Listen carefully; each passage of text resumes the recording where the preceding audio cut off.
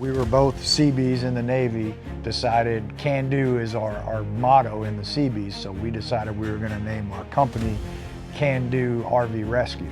So that kind of covers everything from emergency repairs to we can do whatever you need us to do to fix your RV, diagnose your RV, get you up and running, get you out there on the road. The experience here at the NRVTA has been nothing short of spectacular.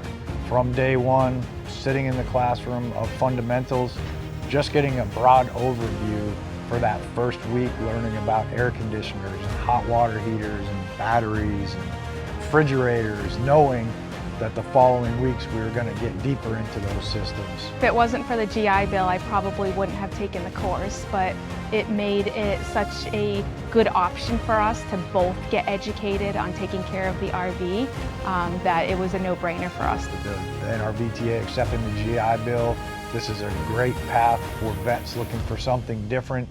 They're not sure what they want to do in their life after the military, after retirement. This is an option. This is a great Kickstarter to starting your own business. The NRVTA is putting people out into an industry that is underserved.